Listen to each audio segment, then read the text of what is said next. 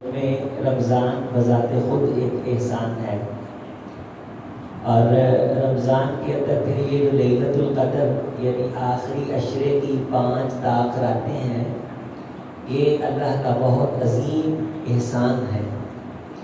تو یہ جو قدر ہے، قدر کی رات پوری رات ہے، اور یہ مغرب سے شروع ہوتی ہے اور فجر کی اذان کے وقت ختم ہوتی ہے۔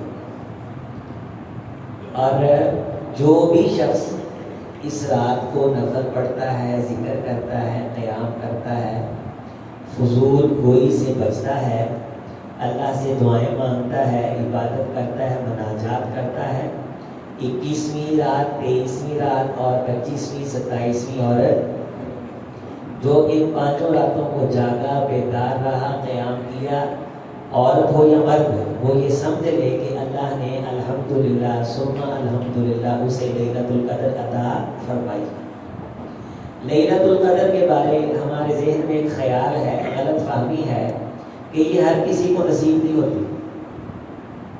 جو بندہ جاگتا ہے تو 5 میں سے ایک تو ہے، کب تک ہے؟ سلام ہی حتی مطلع فجر کے وقت تک ہے۔ مغرب کے وقت فرشتے آ جاتے ہیں اور ساری رات گلی کوچے کا گشت کرتے ہیں اور نام لکھتے ہیں، اللہ کی رحمت بانٹتے ہیں، سلام بھی بھیجتے ہیں، اور جب فجر کا وقت ہوتا ہے، فجر کی اذان کا وقت ہوتا ہے، تو یہ فرشتے چلے جاتے ہیں۔ تو 5 راتوں میں ایک پوری رات ہے، گھڑی نہیں ہے، خاص لمحہ نہیں ہے، کسی خاص بندے کے لیے نہیں۔ تو حضرت عائشہ رضی اللہ تعالی عنہا نے اللہ کے رسول صلی اللہ علیہ وسلم سے جو سوال کیا ہے وہ یہ تھا کہ اگر اللہ مجھے ان راتوں میں جاگنے کی توفیق دیتا ہے تو 5 میں سے تو ایک کنفرم ہے، تو مجھے پھر زیادہ سے زیادہ کیا مانگنا چاہیے؟ تو آپ علیہ السلام نے فرمایا تجھے یہ کہنا چاہیے اللہم انک عفو تحب العفو فاعف عنی۔ اب یہ ہزاروں مہینوں سے بہتر ہے، 80-83 سال کی یہ عبادت ہے، تو آپ پورے عشرے کا اعتکاف نہیں کر سکتے، تو ایک رات کا اعتکاف بھی ثابت ہے۔ حضرت عمر فاروق رضی اللہ تعالی عنہ نے اللہ کے رسول صلی اللہ علیہ وسلم سے یہ پوچھا کہ اللہ کے رسول میں نے ایک رات کے اعتکاف کی نیت مانی تھی، تو کیا میں وہ نیت پوری کروں؟ تو آپ نے فرمایا ہاں، اوفی بنظرک واعتکف لیلا، تو اپنی نظر کو پورا کر اور ایک رات کا جو اعتکاف تو نے نظر مانا تھا اسے کر۔ اب اعتکاف جو رات کا ہے وہ مغرب سے شروع ہوگا اور فجر کی اذان کے وقت کیا ہوگا؟ ختم۔ آپ مغرب کی نماز سے پہلے آ جائیں، طاق راتوں میں افطاری مسجد میں کر لیں، ساری رات جاگیں، اللہ کا نام لیں، اس میں کوئی 10 منٹ نیند بھی آ گئی کوئی نقصان نہیں ہوگا۔ یہ بھی ہمارا عوام ہے کہ 10 منٹ نیند آئی تو لیلۃ القدر گزر جاتی ہے۔ لیلۃ القدر لمحہ نہیں، لیلۃ القدر پوری رات ہے۔ چیزیں سونے کی بن جاتی ہیں، پانی دودھ بن جاتا ہے، کتے بھونکنے لگ جاتے ہیں، اگر بھونکتے ہو تو چپ ہو جاتے ہیں، یہ ساری اپنی طرف سے بنائی ہوئی نشانیاں ہیں۔ جو احادیث میں ملتا ہے اتنا سا ہے کہ صبح جب سورج نکلتا ہے تو وہ ٹکیا کی مانند نکلتا ہے، اس کی شعاعیں پھیلی ہوئی نہیں ہوتی۔ اس کا مطلب ہے کہ جس رات کی صبح سورج ٹکیا کی مانند نکلے، اس کی شعاعیں پھیلے نا، تو وہ رات ساری کیا تھی؟ وہ قدر کی رات تھی، اور جو اس رات جاگا اللہ نے اسے دے دی۔ لیلۃ القدر خیر من الف شہر، 1000 مہینوں سے بہتر اس رات کی گئی عبادت کو اللہ نے بنا دیا، جس نے نہیں کی وہ محروم ہو گیا۔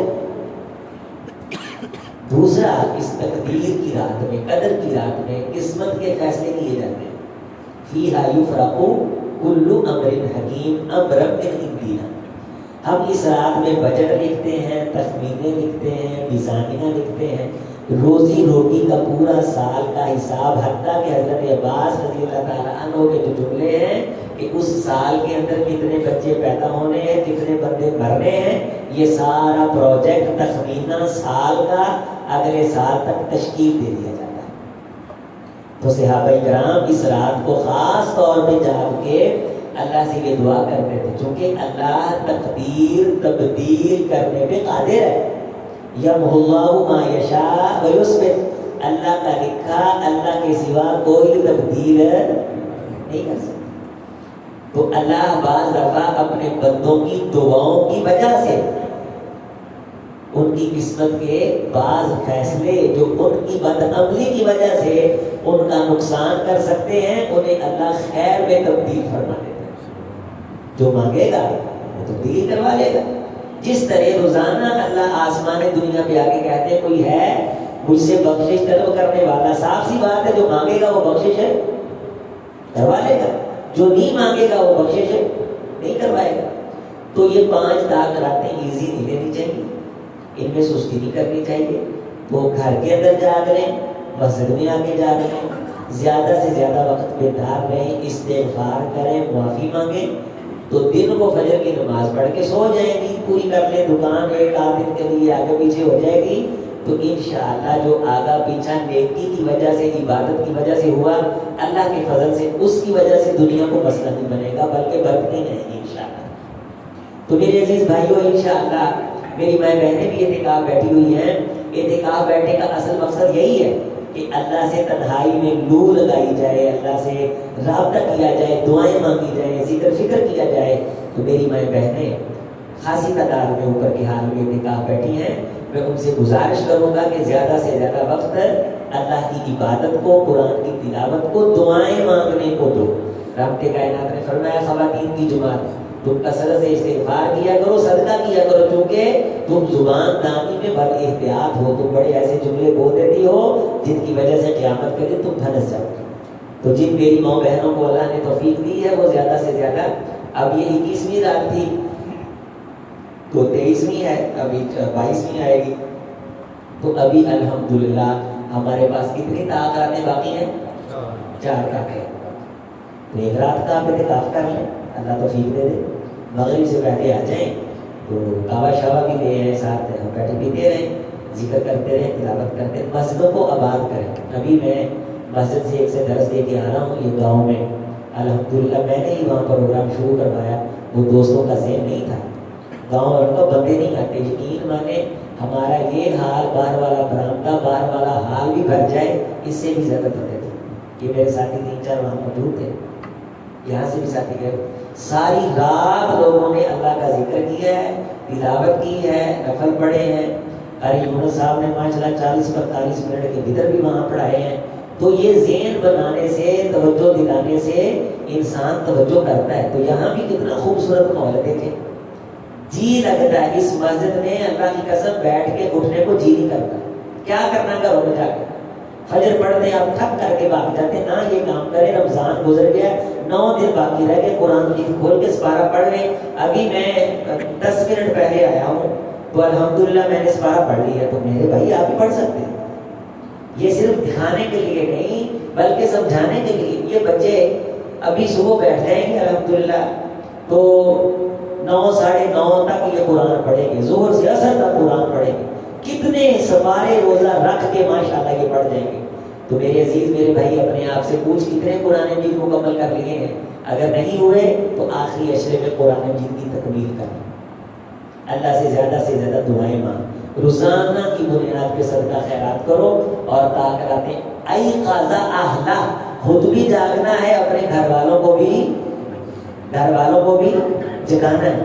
مسجد کو وقت میں یہاں بیٹھیں، 23ویں رات میں آ جائیں، اپنا 25ویں میں آ جائیں، رات اعتکاف کر لیں، انشاءاللہ اعتکاف کی سنت کا بھی آپ کو ثواب مل جائے گا، اللہ کے فضل سے اس کی توفیق سے ليلۃ القدر بھی مل جائے گی انشاءاللہ۔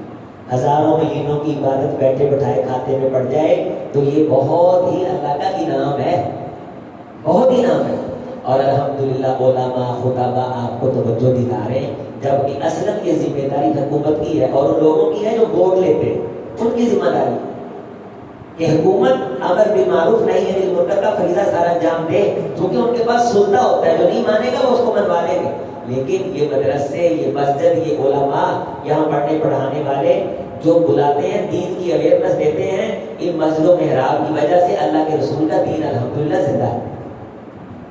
تو یہ باقی جو 4 راتیں انشاءاللہ کوشش کریں گے ساتھی اس میں جانے کی، اونچی بات سے انشاءاللہ۔ اللہ سب کو خوش و خرم رکھے، اللہ آپ کے چہروں کو آباد رکھے، گھر بار کے اندر اللہ خیر پیدا فرمائے، میرا اللہ ہماری نیکیوں کو قبول فرمائے۔ یہ میرے ساتھی ہیں فرمان اللہ صاحب، کلاس فیلو ہیں،